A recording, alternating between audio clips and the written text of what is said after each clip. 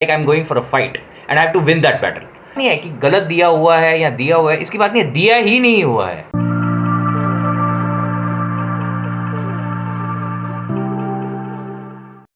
Hello everyone, welcome back to my channel. This is Jatandeep Behel. I hope you guys doing fantastically well.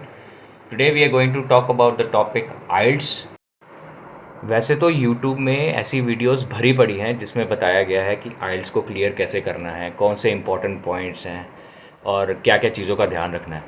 But इस video में मैं आपको वो चीज़ें नहीं बताऊंगा. इस वीडियो में सिर्फ मैं आपको ये बताऊंगा कि ऐसा मैंने क्या किया और क्या स्टेप्स लिए जिसके कारण मैंने IELTS 20 दिन में क्लियर की और वेरी फर्स्ट अटैम्प्ट में की and I got my required band 7.5.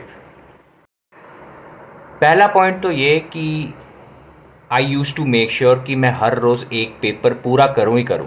Listening, reading, writing and speaking, ये मैंने करना ही करना है. हफ्ते में एक दिन ब्रेक मैंने लेनी है. Either it could be Sunday और इट कुड बी मंडे. इसके अलावा आई यूज़ टू मेक श्योर कि मैं दिन में एक ही पेपर करूं. ऐसा नहीं कि मैंने एक लिसनिंग, रीडिंग, राइटिंग, स्पीकिंग का एक पूरा पेपर कर लिया, उसके बाद 3 घंटे में फिर दोबारा पेपर एक पूरा किया, फिर 2 घंटे की ब्रेक ले ली, फिर एक दोबारा पेपर किया. नहीं, ऐसा तो मैंने करना ही नहीं है.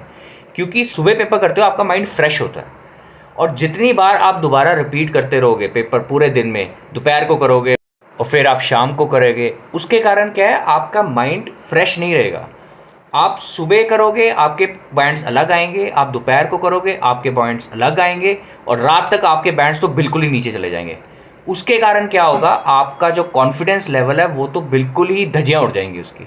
And you will feel demotivated और आपको लगेगा यार मैं क्या कर रहा हूँ, मेरी परफॉर्मेंस तो ख़राब से ख़राब हुई जा रही है. इसके अलावा मैं एक और चीज़ करता था. मैं हर सुबह जब भी एग्ज़ाम पेपर मैंने अटैम्प्ट करना है, उससे पहले मैंने कम से कम आधा घंटा एक्सरसाइज करनी है.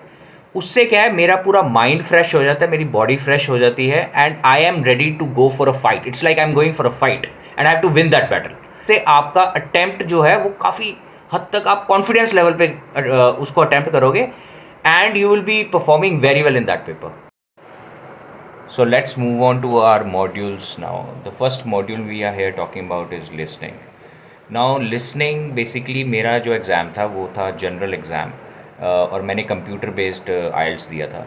उसमें लिसनिंग में हमें मिनिमम 35 to 36 आउट ऑफ 40 लाने होते थे और जनरली पहले 2-3 पेपर्स के बाद मेरा जो पॉइंट्स आ रहे थे वो 32-33 आ रहे थे. बट अगर आपके लिसनिंग में 24, 25, 26 आ रहे हैं तो आपको सबसे पहले तो ये ध्यान रखना है कि जो आपके लिसनिंग के पेपर के फर्स्ट 20 क्वेश्चंस हैं उसमें तो एक भी गलत नहीं होना चाहिए. मतलब वो गलत करना तो it's a big mistake. It's आप यहाँ यही कह लो हिंदी में कि ये पाप है. उसमें आप अफोर्ड नहीं कर सकते हो. अगर उसमें कोई गलती होगी फिर आपके कभी 34, 35, 36 पॉइंट्स पहुँच ही नहीं सकते हैं. Because as the paper goes ahead like 25-30 question आता है, 35 आते हैं, तो पेपर थोड़ा मुश्किल होता है. तो उसमें आप 1, 2, 4 मिस्टेक्स अफोर्ड कर सकते हो बट पहले 20 में तो बिल्कुल भी नहीं. दूसरा पॉइंट हमारा ये आता है कि मैंने जब ये लिसनिंग का एग्ज़ाम की तैयारी कर रहा था तो मैं पॉडकास्ट जो सुनता था वो भी इंग्लिश में, कान में हेडफोन्स लगा के मैंने पॉडकास्ट सुनना है.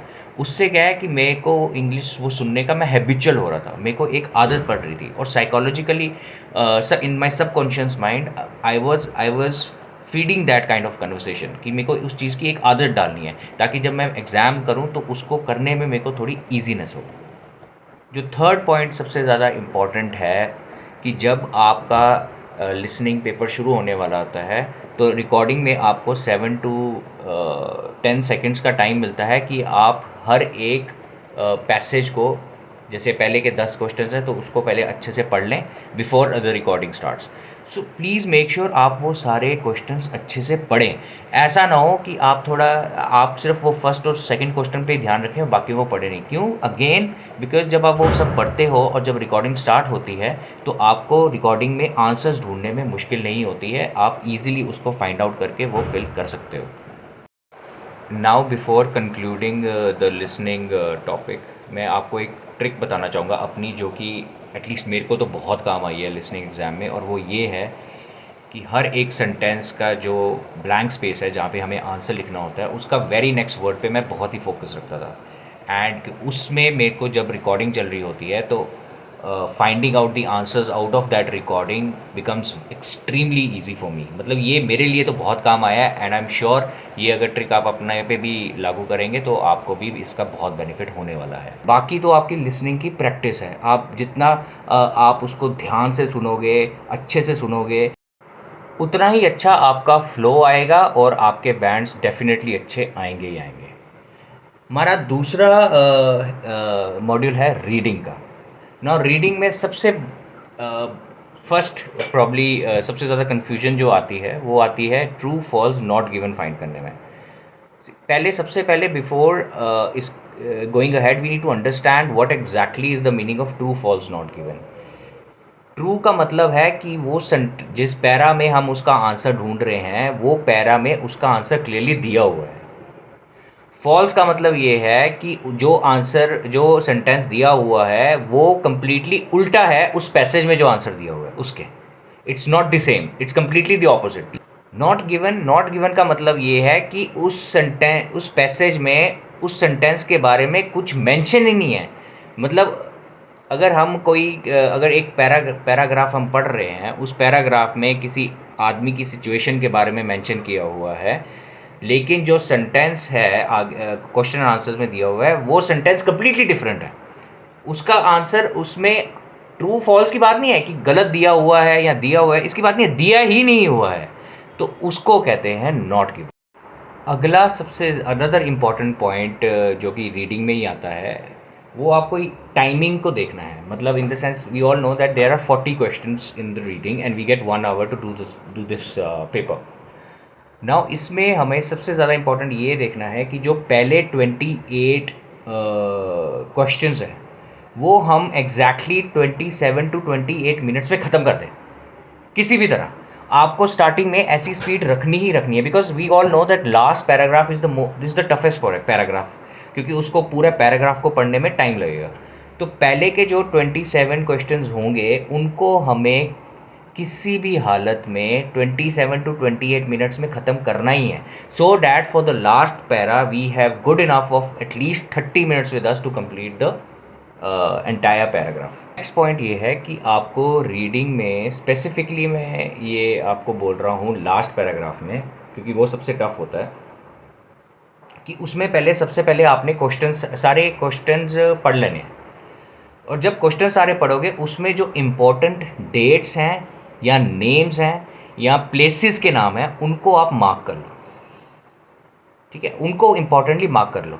और जब आप क्वेश्चंस पढ़ोगे तो उसमें टाइम नहीं लेना, उसको झट से पढ़ना है। मतलब you should not take more than 1 minute to 2 minutes maximum to complete those questions, to read those questions. इससे ज़्यादा टाइम नहीं लेना, आपको फटाफट रीड थ्रू करना है। उसके बाद जब आप पैसेज पे आते हो, जब आप क्वेश्चंस को गो थ्रू करोगे ना, सबसे अगेन मैं आपको पहले भी बताया था मैंने कि आपको लिसनिंग में भी ये पॉइंट बताया था कि जब आप क्वेश्चंस रीड थ्रू करोगे साइकोलॉजिकली सबकॉन्शियसली आपके माइंड में वो क्वेश्चंस फीड हो जाते हैं। तो जब आप वो अंडरलाइन भी करते हो कुछ इंपॉर्टेंट वर्ड्स या फिर डेट्स या फिर प्लेसेस, वो भी आपके माइंड में रहती हैं। एंड जब आप पैराग्राफ में शिफ्ट होते हो और पैराग्राफ गो थ्रू करते हो तो आपके वो पता चल जाता है कि हाँ ये पैराग्राफ में ये मैंशनड है, ये डेट मैंशनड है, क्योंकि उसने आप में मार्क किया हुआ, वो ईजिली आइडेंटिफाई आप कर लेते हो। अनदर थिंग, जब पैराग्राफ्स भी सारे पढ़ रहे हो उसमें भी इंपॉर्टेंट है आप डेट्स को मार्क करो, आप पॉइंट्स को इंपॉर्टेंट प्लेसेस को मार्क करो एंड नेम्स को मार्क करो। ये करना बहुत ज़रूरी है।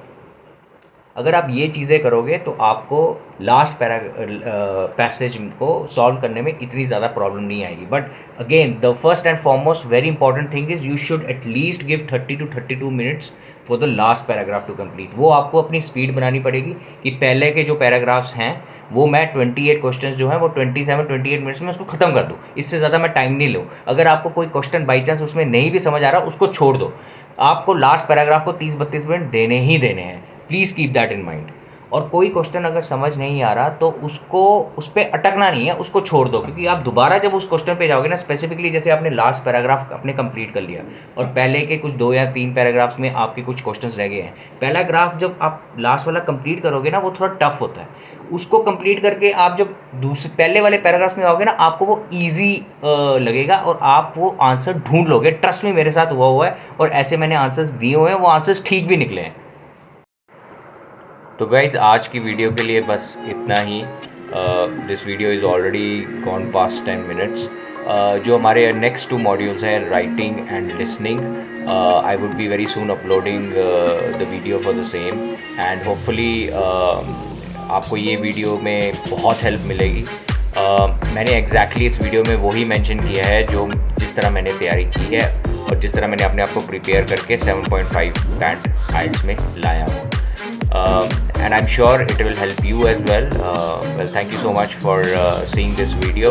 And again, I would like you to subscribe the channel, click on the notification button so that you can keep on receiving the updates of the new videos. Like this video and please start sharing this video. I'm looking out for subscribers to get you, and I promise you that I'll always will bring you a quality content. And again, if you have anything that you would like me to make a kind of a video which you would like to see, or cover the topic which you would like to have a knowledge on, please do mention on the comments, and the more the comments, I would be more than happy to make a video about the same. Well, thank you so much. This is Jatindeep Bahal signing off.